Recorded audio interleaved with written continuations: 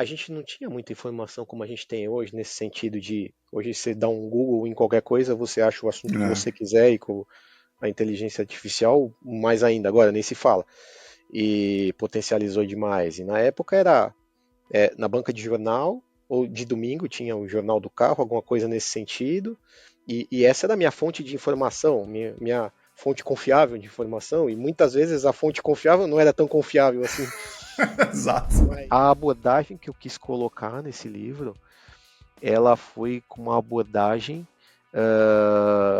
Eu usei muito uma metáfora de conversa de jipeiro, conversa de bar. Depois que você Sim, faz aquela trilha e você tá cansado, você parou teu jipe, teus amigos pararam os jipes deles do lado e vamos parar aqui para tomar um refrigerante, tomar uma água e conversar um pouco da trilha. E aí que começam, né, as resenhas, as conversas e tudo mais. exatamente. Eu ia falar, no E, pedal é a resenha, a gente chama depois do treino, né, Exato. cara?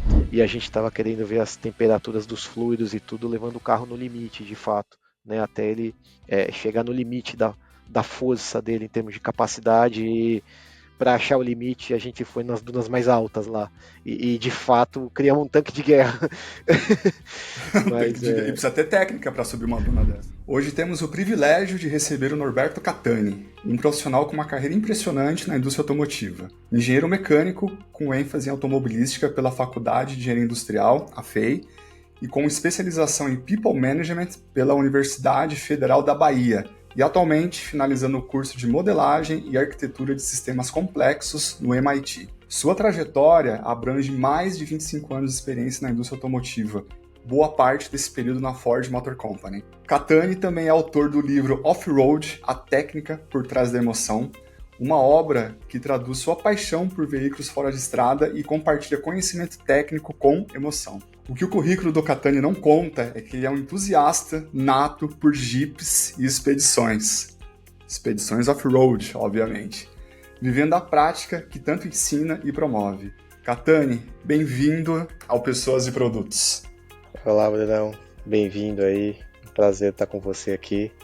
Bem bacana aí compartilhar um pouco aí da trajetória. Tô bem ansioso aqui, bem feliz. Vambora, você tem uma responsabilidade. O primeiro jipeiro que a gente recebe aqui no programa, hein, cara? Sei que a legião de fãs acompanha aí você nas redes sociais, então, responsabilidade grande, Catani. Legal. Vamos nessa. Catani, para começar, eu sempre gosto de conhecer as pessoas, a história, o que trouxe elas até aqui. Isso aproxima do público, né? Não só o profissional, história, enfim, que a gente das empresas que a gente desenvolveu de carreira, mas, cara, qual que é a tua história? Como foi a tua infância? Como você chegou até aqui? Por que você decidiu estudar engenharia? Conta um pouco da sua história pra gente, por favor. Vamos lá, Brunão. Acho que desde pequeno eu sempre fui uma criança bem curiosa, né? Tive algumas inspirações também, até no meu próprio livro eu conto um pouquinho disso, né? Eu estava muito preocupado em não simplesmente brincar com o meu brinquedo, mas achar uma função a mais do que só brincar, talvez consertar, talvez entender a física que tem por trás do brinquedo, quando, por exemplo, sei lá, eu vou rodar a roda de um carrinho, ou tem o carrinho de fricção que ele roda e de repente a roda continua rodando e ganha força e continua rodando, rodando, não para. Essas coisas sempre falam, mas como isso funciona, né? Eu sempre fui muito questionador sobre isso, desde pequenininho, e obviamente tirava minhas conclusões, às vezes, grande maioria erradas, mas a sementinha da dúvida já estava lá e eu procurava realmente tentar entender dentro do meu mundo isso, né? Sempre gostei bastante de tudo relacionado a carros e motores, enfim, né? Nesse sentido. E não só em relação à parte automobilística, mas propriamente a física por trás. Eu chego até a usar um exemplo no meu livro quando eu jogava tênis, né? Na verdade não tênis, frescobol, essas coisas de criança, uma raquete jogando na parede, né? Qual mãe que ainda não se ficou um pouco incomodada com o filho de estar o dia inteiro em casa de férias e falar, filho, vai brincar de bola de qualquer coisa e você sai correndo atrás do brinquedo que tem próximo e não muito raro eu pegar uma bola de futebol e fazer um chute com um efeito e ver aquela trajetória não indo de forma reta, mas dando aquela curva, ou, Não ou linear, né? não linear, ou dando um saque na parede com a raquete e vendo que se eu der com efeito assim, a bolinha volta ao contrário. Com efeito e eu, mas como isso? Eu sempre fui bem curioso, então isso que me trouxe para engenharia, né? Assim, de forma orgânica. Eu falei, poxa, o que eu quero fazer de fato é engenharia, porque é, essa parte física está muito ligada, né?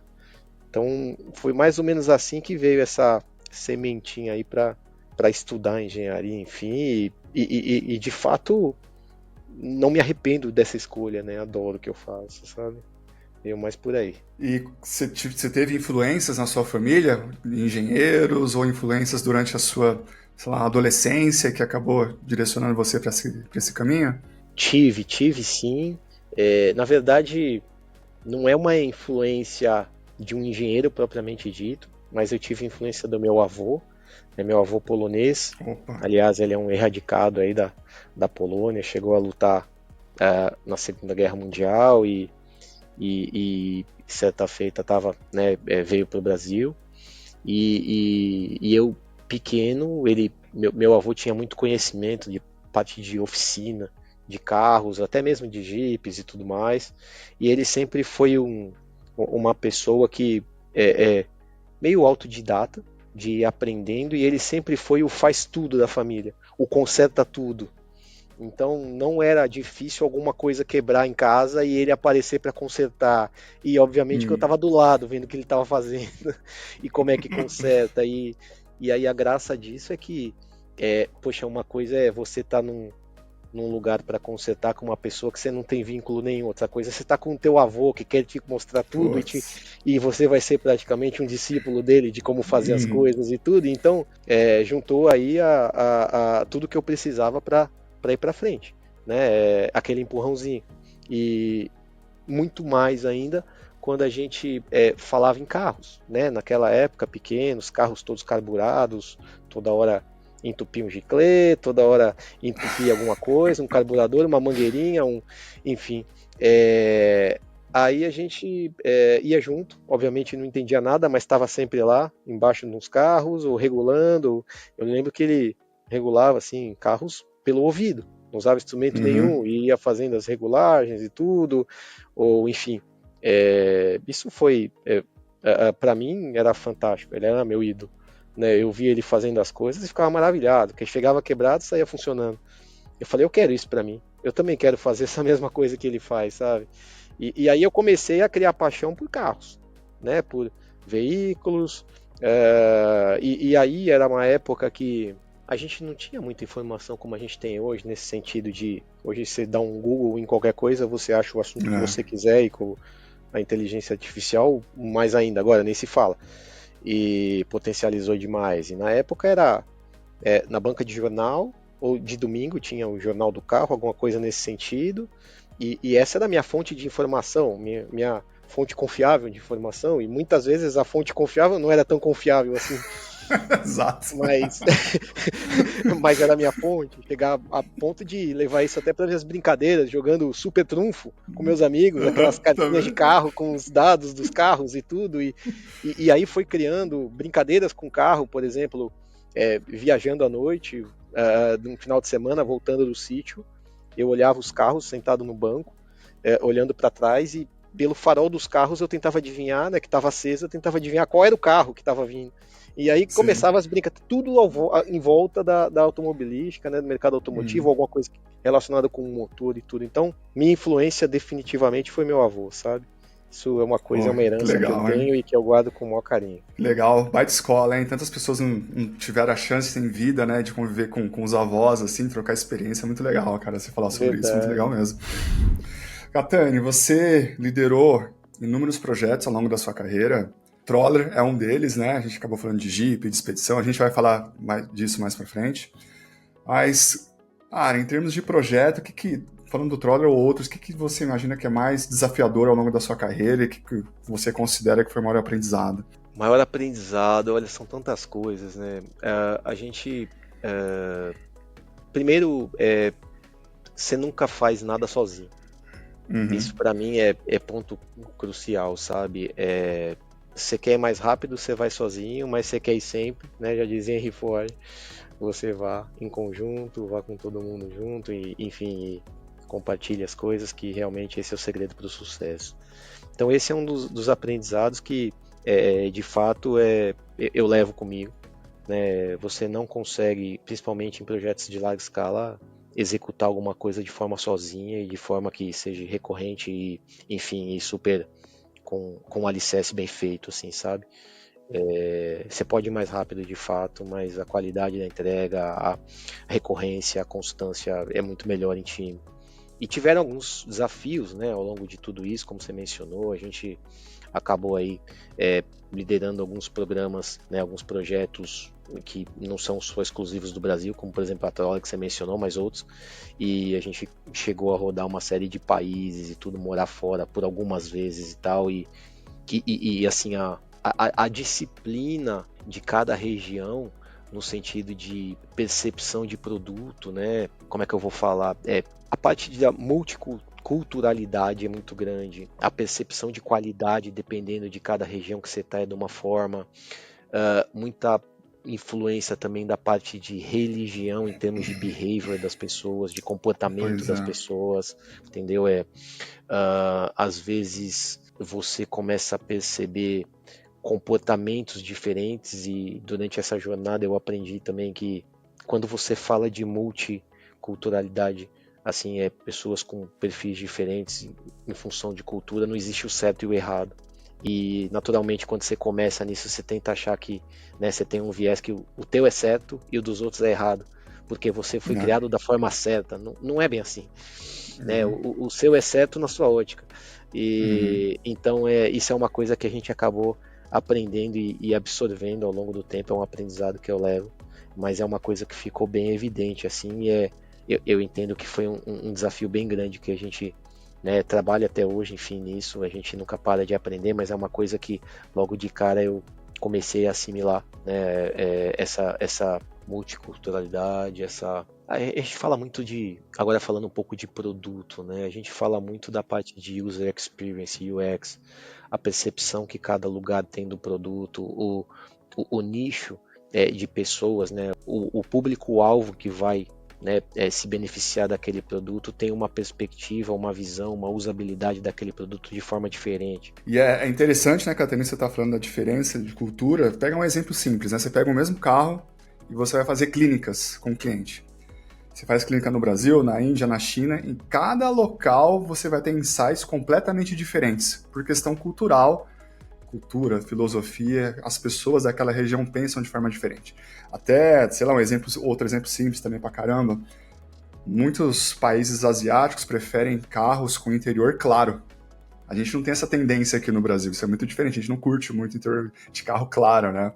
Mas lá isso é muito comum, e as pessoas, se levam um carro com o interior escuro, as pessoas não acham muito legal, não estão muito acostumadas, né, com esse tipo de diferença. Exatamente, você tocou num ponto legal. É uma coisa até engraçada que eu vivenciei. Por exemplo, aqui na América do Sul, enfim, a gente costuma muito brincar, né, que nada substitui aquele cheirinho de carro novo, né, que você vai na concessionária e compra e quer sentir o cheiro de carro novo, que são, na verdade, né, o cheiro dos produtos aí, enfim, soltando gases e tudo, e que de fato a gente entende que aquilo lá é uma coisa positiva. Você vai para a Ásia, por exemplo, para a China, eles não querem aquilo. Tanto que quando a Olha gente aí. produz um carro lá, o carro já sai da linha com tudo aberto, a gente tem algumas características que a gente desenvolveu algumas features para realmente exalar esse cheiro, enfim, Uhum, a percepção é diferente de produto, né? Aqui no sim. Brasil você tem o carro como às vezes o primeiro bem da pessoa, até mesmo antes de uma casa própria.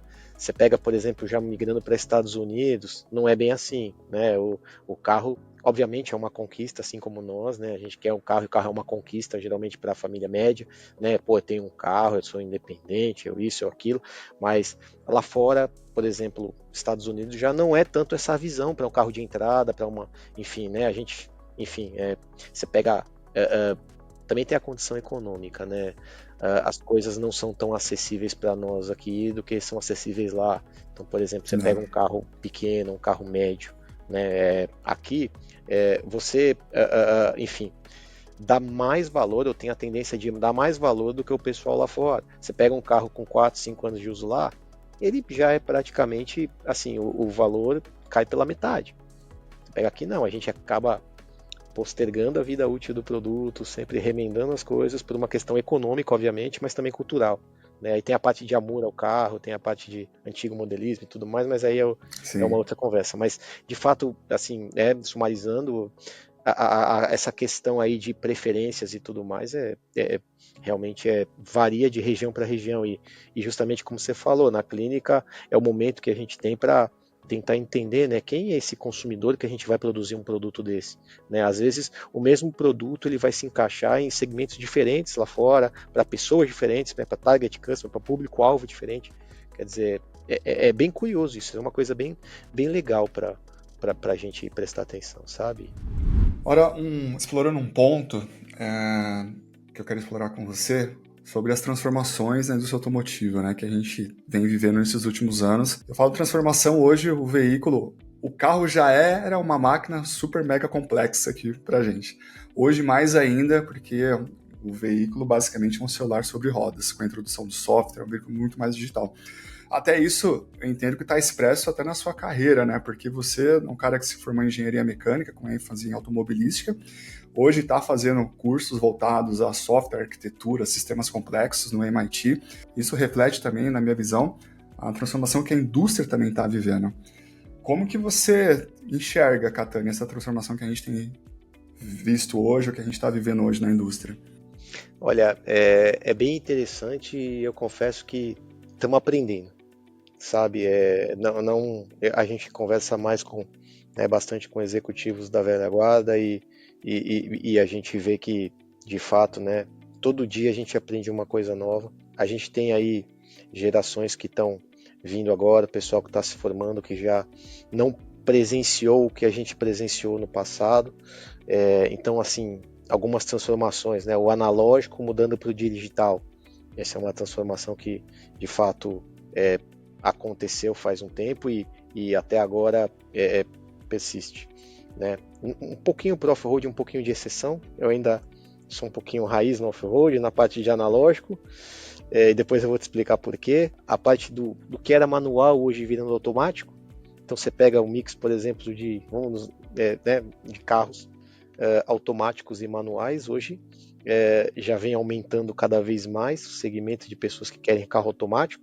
Nos Estados Unidos, a habilitação que você tira é para carro automático e você tem que perguntar se a pessoa sabe dirigir carro manual, né? Enfim. Exato. E não só isso, a gente tem a parte de fontes alternativas de combustível. Para mim, essa é uma das maiores, né? A gente não tem como a gente não falar né, ao longo desses tempos. Passamos por vários combustíveis, etanol, passamos por gasolina, depois veio flex, depois veio tetrafuel, né, que tinha a parte do GNV junto. Falamos um pouco de hidrogênio, já tem, estamos falando aí de combustíveis aí que não são fósseis, mas são formulados, né, e combustíveis, e não deixando de falar principalmente da eletrificação e hibridização. Né? E aí eu ligo um pouco aí na minha pós-graduação que eu estou fazendo e de fato essa reciclagem que a gente acaba fazendo e eu procuro sempre estar interagindo e me manter atualizado, porque eu estou vendo que chegou um momento que se eu não me atualizasse, realmente eu ia ficar para trás. Né? A gente está sempre trabalhando com produtos aí que a gente consegue ver muito à frente, prever, né, ou uma tendência que tem de mercado, então, enfim, tentando prever como que será o mercado para daqui, sei lá, um espectro aí de 10 anos para frente, né? Acho que toda grande montadora aí tem um cycle plan com bastante tempo para frente e está antenada. A gente tem que ver e prever o que vai acontecer e para você antever, você tem que conhecer um pouco dessas novas tecnologias, tem que ter muito contato, muito network com pessoas que são especialistas em determinados assuntos, especialistas em tendências, a parte de research também tem que ser bem forte, parcerias com universidades, né, parcerias com empresas de ponta, e todo esse network a parte da especialização que eu estou fazendo agora está me ajudando demais. A gente tem contato com um monte de gente do mundo inteiro. E nesse sentido eu acho que o mercado que está por vir aí de combustíveis alternativos, né, como eu mencionei, ele vai ser pulverizado a depender de que região que é.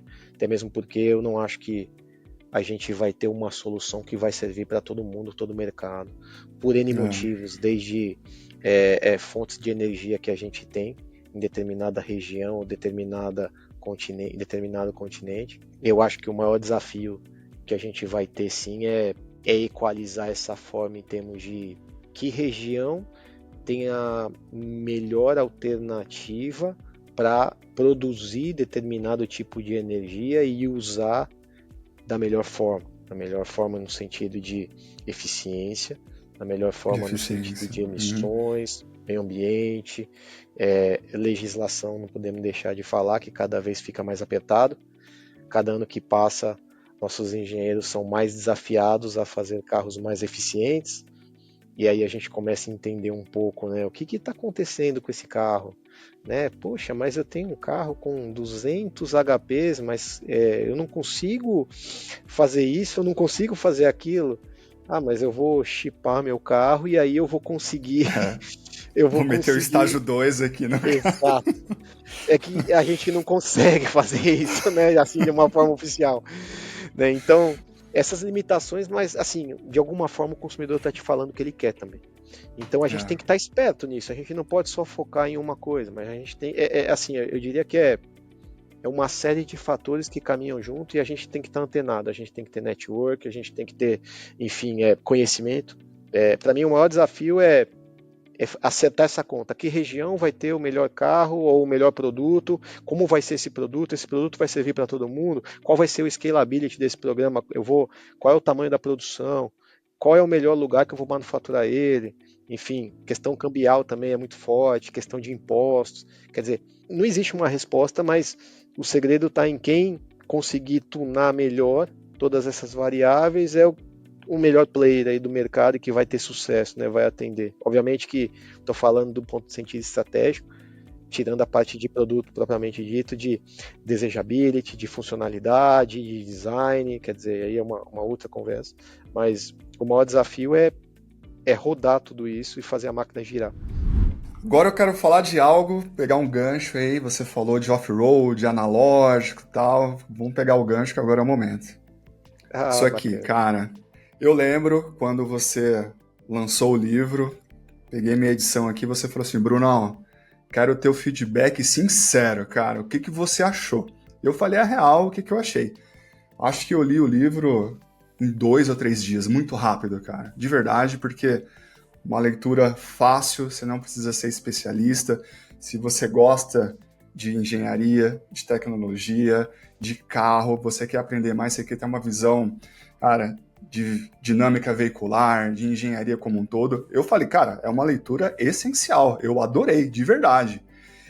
Mas quero que você, cara, traga para o público aí, de onde surgiu a ideia, que você decidiu escrever um livro com esses temas, conta pra gente a história. Legal, bacana. Na verdade, eu resolvi escrever um livro, eu fui super influenciado por uma série de pessoas e foi uma realização própria, de fato, né? Eu tenho uma paixão, como eu mencionei aí, desde pequeno pelo mundo automobilístico, né? Mundo automotivo, indústria automotiva e muito mais por off-road ainda, aquela liberdade que a gente tem de ir numa região totalmente remota, fazer as coisas de forma segura, né? De forma totalmente voluntária e tirar o maior proveito do que você tem, assim, do produto que você tem ou do carro que você tá, enfim. Ao longo de todos esses anos aí na engenharia, no coração de fato da engenharia de desenvolvimento de produto, eu pude me especializar, pude aprender muito sobre carro, sobre não só dinâmica veicular, mas parte de atributos veiculares, avaliação veicular, condução veicular e até mesmo você chegou a mencionar a Prola, foi um dos programas aí que a gente trabalhou, né, algumas versões, enfim, né, que foram para a rua e aí desdobrou em termos de Copa Troller, uma série de competições aí que a gente fazia, Sim. uma série de expedições e em todas elas eu sempre procurei passar para o pessoal, por paixão, o que eu via do ponto de vista técnico. E eu via que tinha um gap no mercado em quase todas elas, no sentido de conhecimento. Até mesmo na parte de treinamento. Eu via que eu de fato, assim, acho que não existe uma única solução, mas existe, como eu estava falando no começo, uma física, uma lógica por trás, e que pode ser que tenha outras alternativas, mas eu tenho certeza que a que eu estou falando funciona. Primeiro, porque eu fui treinado usando esses métodos e tudo. Segundo, porque eu já testei na prática. E eu via Exato. que tinha muita coisa que se fala no mercado que, primeiro, não tem fundamento, ou segundo, a pessoa fala, mas não consegue te explicar o porquê. E aí eu já presenciei acidentes com coisas que acontecem. Eu falei, não, você nunca poderia ter feito dessa forma. Olha o que acontece Olha só. aqui. Olha o que acontece se você fizer dessa outra forma. Mas aí eu explico para a pessoa e ele falou, pô, mas realmente você tem razão. Você que você está falando, estão ensinando ao contrário. Eu falei, poxa, então vem cá, deixa eu te ensinar. Eu pegava e fazia com o maior prazer, adoro isso. Sim. E deixa eu te ensinar, Por vamos amor fazer assim. mesmo, né, cara? E o cara fala, por que você não escreve um livro, cara? Pô, um livro? Não, né? Continuar. E aí começava, precisa dar um treinamento para fazer tal coisa. Eu ia lá e dava o treinamento. Precisamos, aí durante vários desenvolvimentos, vários programas, projetos e tudo que a gente fez na indústria, estava muito, né, trabalhando no coração da parte de vehicle engineering, vehicle integration, parte de tentar traduzir, né, o que está no carro para requerimentos de engenharia e a parte de atributos veiculares, desenvolver sensibilidade para o carro. Ele está sempre falando para você alguma coisa, Tá. só que você precisa desenvolver os seus sentidos para tentar Você entender precisa o que ele saber está te ouvir, falando né? Ele e tá falando, traduzir mas você não. isso em engenharia. É, Entende? cara. Então, eu desenvolvendo, eu comecei a passar isso para o pessoal, nos treinamentos, nas avaliações que eu fazia e tudo, e você vai criando um pouco aí assim, um portfólio de amigos, enfim, né? E vira e mexe, como eu falei, eu recebia convites para participar de um evento, ou até mesmo a gente estava fazendo o evento, jornalista chegava e falava, qual é a sua opinião disso? Qual é a sua opinião daquilo? E aí, antes de escrever a matéria, me mandavam uma mensagem, dá uma lida aqui, vê se está certo, dá uma lida ali, eu estou falando alguma besteira. E isso começou todo fim de conversa, ou todo treinamento, ou toda avaliação, por que você não faz um livro? E veio a pandemia. E quando veio a pandemia, eu falei, agora é a hora. Né? Não podia sair de casa, estava preso em casa, home office, full time, trabalhando bastante. E finais de semana, não podia sair de casa, vamos começar a colocar no papel. Vamos começar a É o colocar. E momento. tinha muito material, muito material. E começou, de fato, com uma ideia de fazer o livro e tentar concretizar o que todo mundo falava. Mas eu, honestamente, ainda tinha minhas dúvidas se eu ia conseguir finalizar isso da forma que eu queria, sendo muito perfeccionista, fiquei um pouco receoso. E de fato, acabou ficando muito grande o livro e eu tive que até cortar algumas partes. E a abordagem que eu quis colocar nesse livro, ela foi com uma abordagem.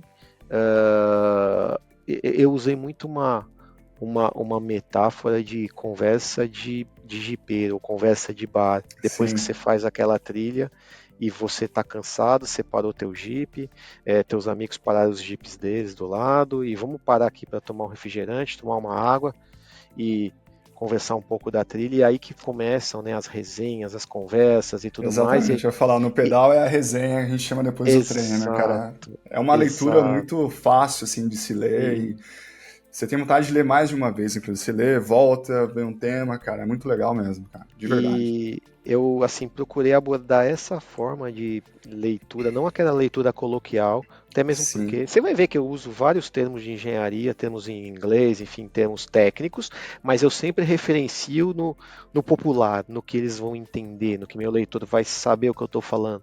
Então, enfim, eu uso um termo super lindo, mas eu coloco entre parênteses e explico o que é.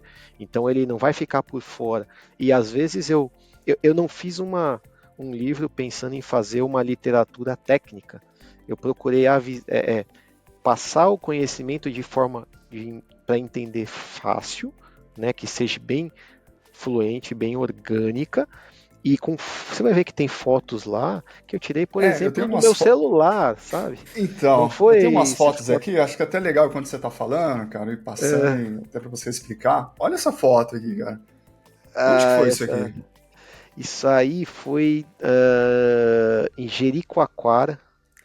A gente Jericoacoara. a gente estava fazendo aí é, a avaliação, né, a validação. Esses são carros protótipos que estão aí. A gente estava Uhum. fazendo o desenvolvimento do Troller TX4 com transmissão automática. E essas dunas a gente de fato estava avaliando uma série de coisas, obviamente, mas o atributo aí, o, o que estava chamando a atenção em termos de off-road, capacidade off-road, era, né, esse carro que está aí subindo, ele está todo instrumentado dentro, e a gente estava querendo ver as temperaturas dos fluidos e tudo, levando o carro no limite, de fato, né, até ele chegar no limite da força dele em termos de capacidade. E para achar o limite, a gente foi nas dunas mais altas lá. E de fato, criamos um tanque de guerra. Mas E precisa ter técnica pra subir uma duna dessa, não? Não é só é, acelerar, né, cara?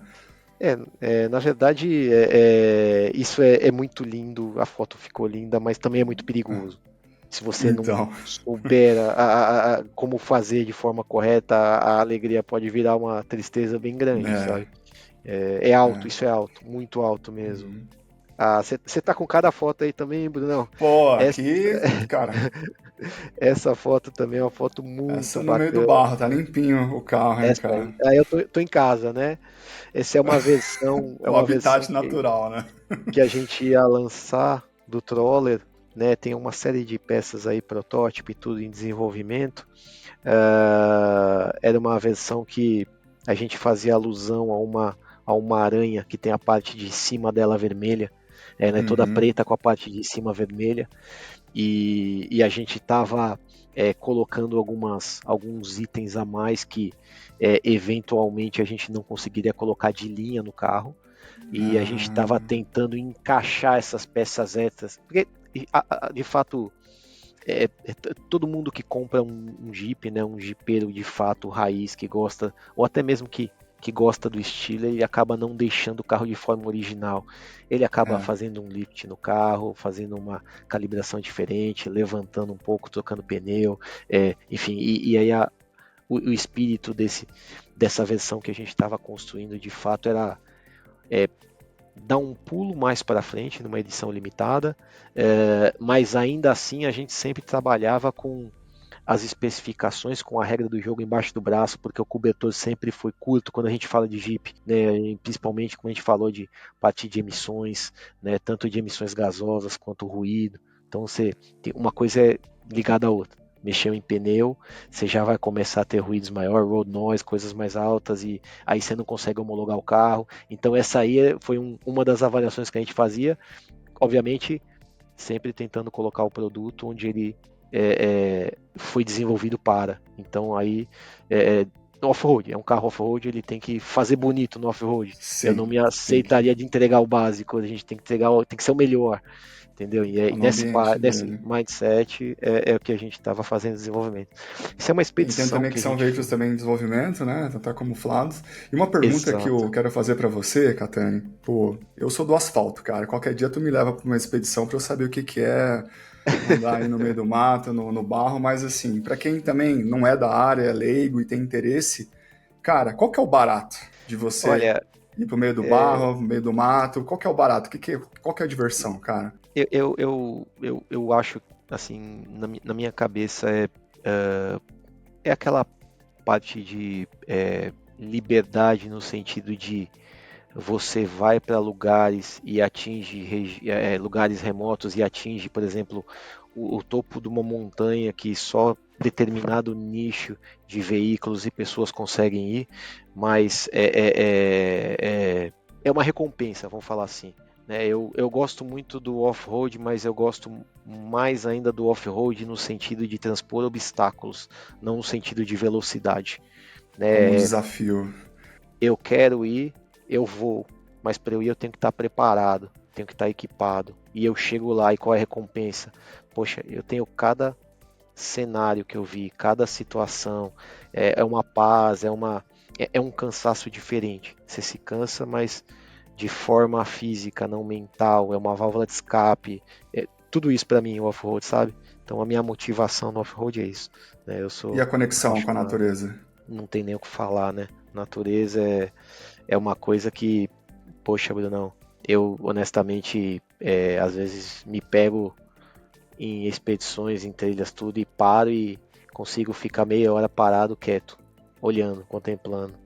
Cara, tem umas coisas que pra mim são impagáveis, sabe? Pra mim isso enfim, é fantástico, é uma válvula de escape, é uma terapia, né? Então final de semana eu preciso fazer minha terapia, preciso fazer o meu off-road ou o meu, enfim, eu tá nesse meio, sabe? Trabalho, o que é bom, né? Porque você junta o melhor dos dois mundos, quer dizer, eu durante a semana trabalho na parte da indústria automobilística, né, e que é muito gostoso. E no final de semana falo, agora eu vou descansar, o que que eu vou fazer? De novo nos carros. Então, eu tô Sim, sempre tá, nessa. Para mim, realmente eu respiro veículo, é uma coisa que me traz tranquilidade e felicidade, né? Eu sou muito bom, grato e feliz por estar nesse meio, sabe? legal, Honestamente. cara. E no material de divulgação desse episódio, pessoal, a gente vai ter todos os links aqui. Link para as redes sociais do Catani, redes sociais do livro, link do livro, cara, tudo que vocês quiser trocar ideia com o Catani também, sobre off-road, sobre engenharia, cara. Enfim, tenho certeza que, como o cara é apaixonado por carro, ele não vai, ele vai achar, ele vai adorar, cara. Se alguém entrar em contato, tirar dúvida, querer conversar, é a praia dele, é a paixão do Catani, cara. É isso mesmo, pode conectar. Beleza? Eu, Catani, assim, troco ideia com todo mundo, recebo um monte de mensagem, adoro, adoro, adoro. Obviamente, às vezes não consigo responder com a rapidez que eu queria, né? Mas é uma coisa que é um tema que me fascina e eu faço com o maior prazer, sabe, Bruno? legal. Um tema que a gente acabou passando, falou também já nesse episódio, eu quero voltar nele, que é o seguinte, você esteve envolvido também em inúmeros projetos globais em vários países, entre eles eu posso citar, cara, Estados Unidos, China, Argentina, Austrália, Emirados Árabes, Tailândia, Índia, né? Qual que é o desafio que você enxerga, além dos desafios culturais que a gente já conversou, mas em termos de lançamento de um produto global, você tem uma plataforma global para inúmeros países, cara, qual que é o principal desafio e as principais barreiras que você vê nesse sentido, desse tipo de projeto? Bom, falando um pouco na parte de Enquanto você fala, eu produtos, busquei uma imagem aqui também, viu, Catarina? Desculpa, que eu vou até colocar aqui na tela, cara. Acho que vai ilustrar bem o exemplo. vamos ver. Falando em.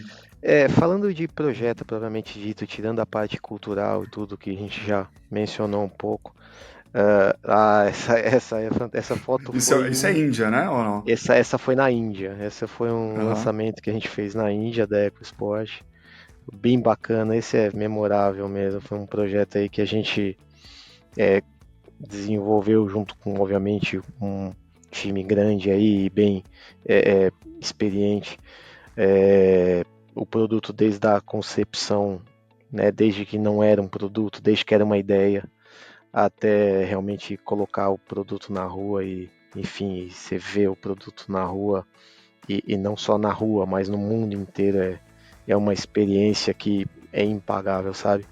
Agora, os desafios que a gente tem são vários, Brunão, em termos de produto, principalmente a parte de legislação, a parte dos testes. Então, por exemplo, tentar materializar alguma coisa.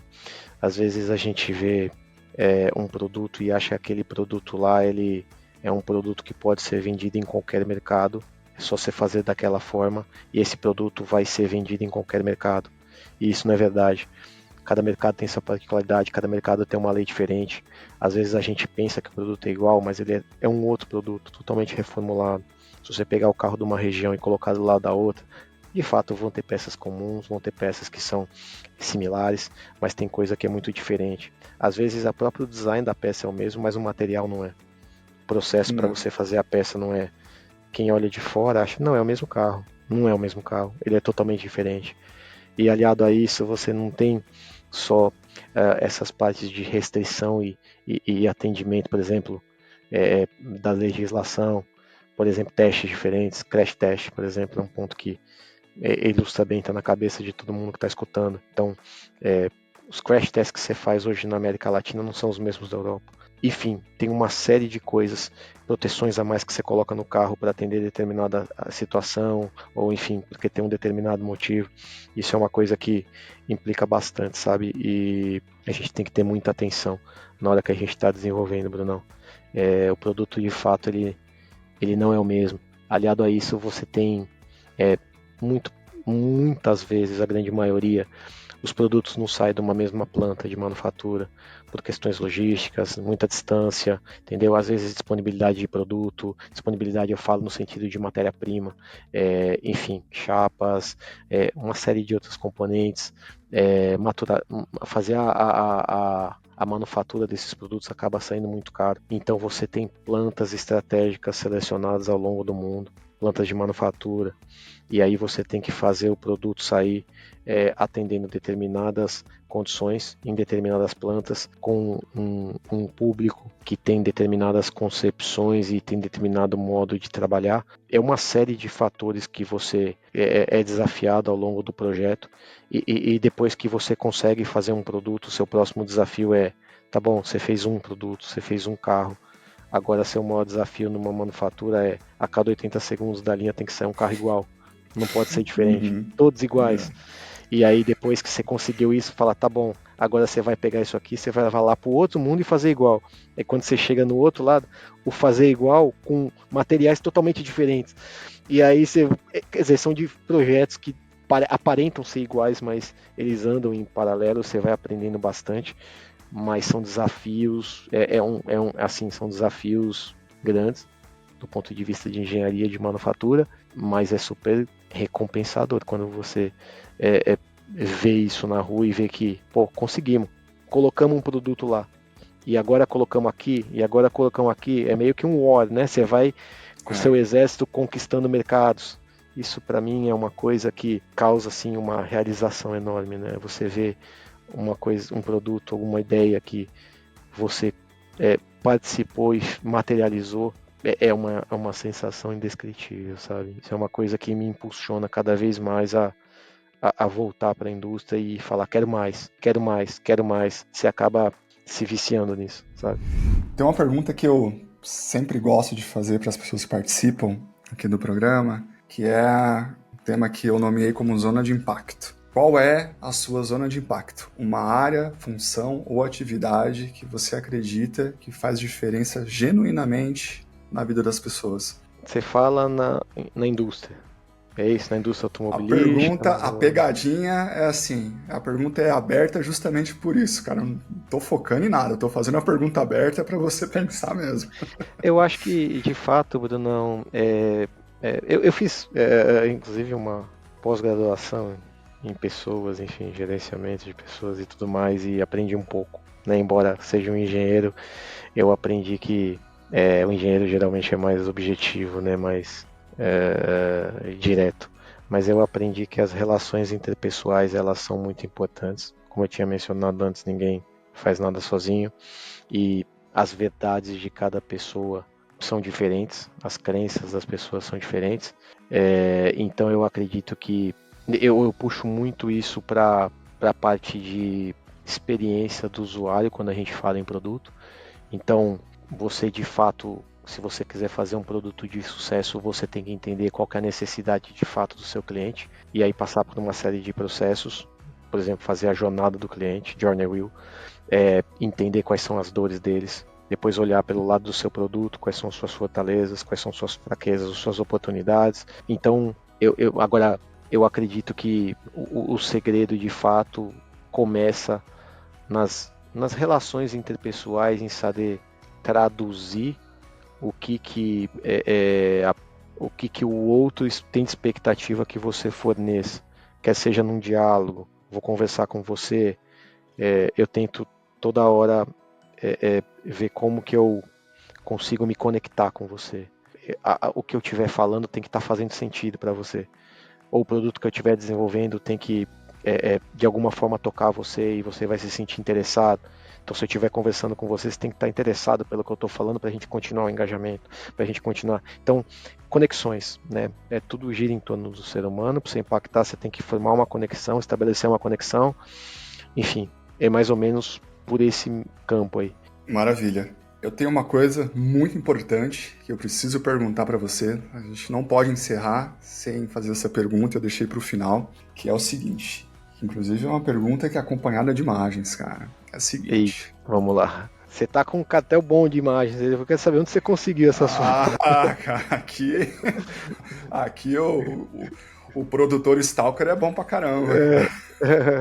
Vamos lá. O que eu tenho que Ah, fazer para acabar com o pneu de um Mustang desse jeito? Para deixar um pneu de Mustang dessa forma, cara? Qual que é o segredo? ô, Bruno, isso aí é uma foto bem legal. Essa foto ela é uma foto que a gente tirou nos Estados Unidos. A gente tá aí faz parte de algum dos treinamentos que a gente estava, né, participando.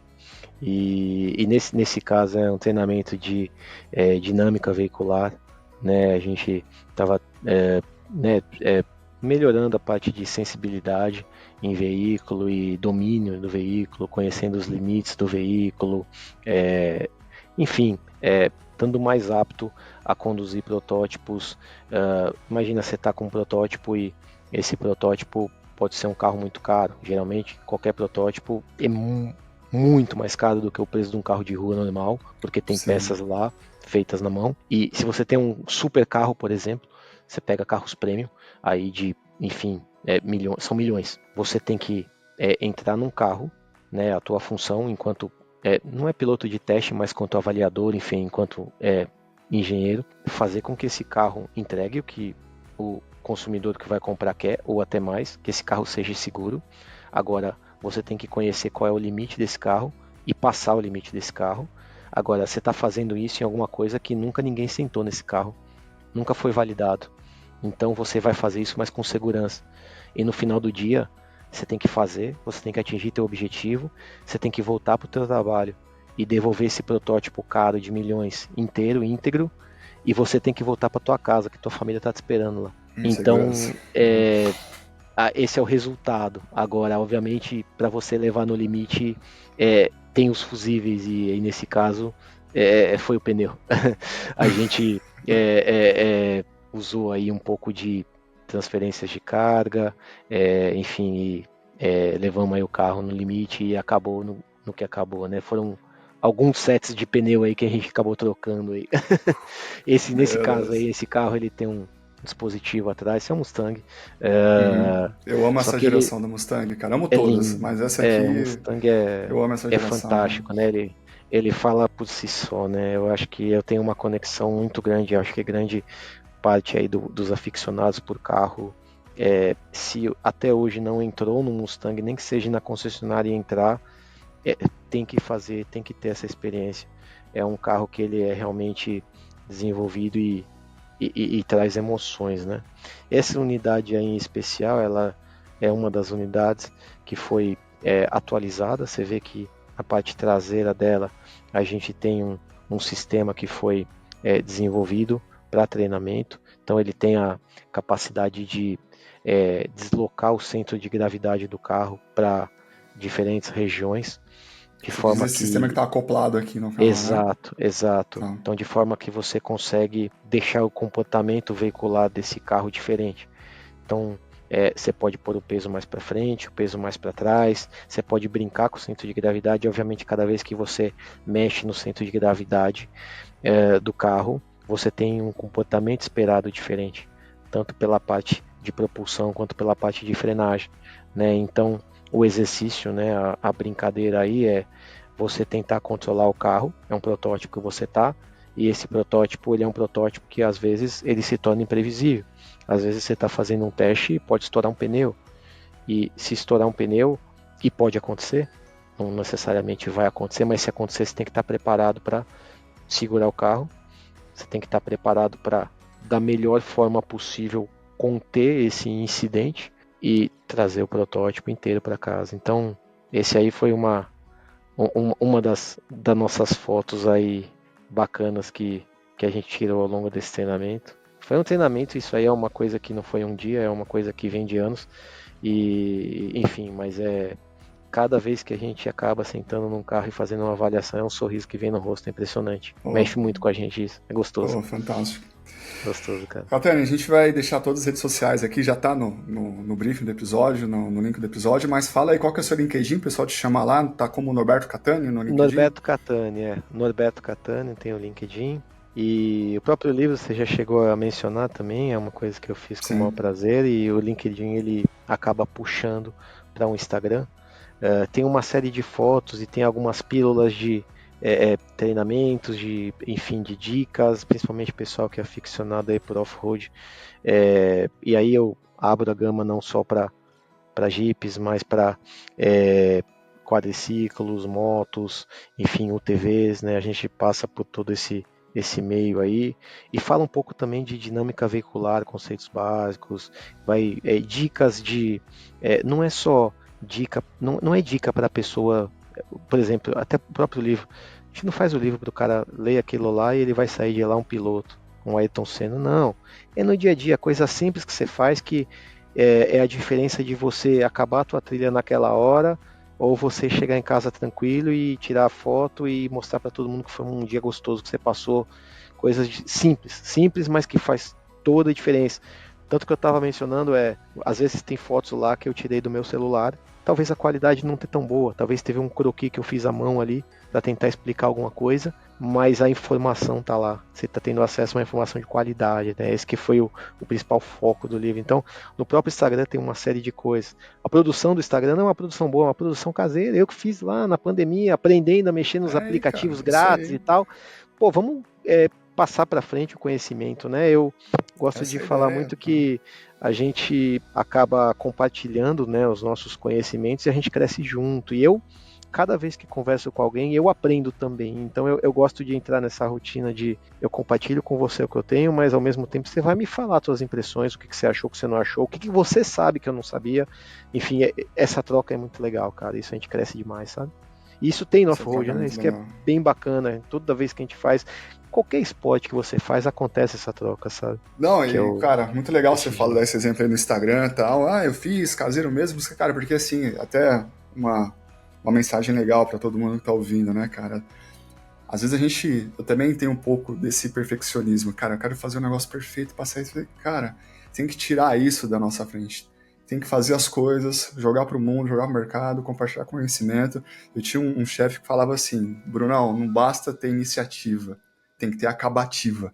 Não é nada, cara, senão você não tem nada. E muito legal você compartilhar isso, cara, muito legal mesmo. Legal, Brunão, legal, cara, eu agradeço aí o tempo. Enfim, maravilha. Bem bacana estar conversando com você. Catani, obrigado pela sua participação, prazer ter você aqui. Realmente o livro é uma leitura essencial, cara, pro off-road, não só pro off-road, eu já disse no passado, o feedback, cara, é muito legal, super indico, tem todos os links aqui. Quem tiver interesse em aprender mais sobre engenharia, sobre off-road, sobre carros, acho que é uma leitura essencial.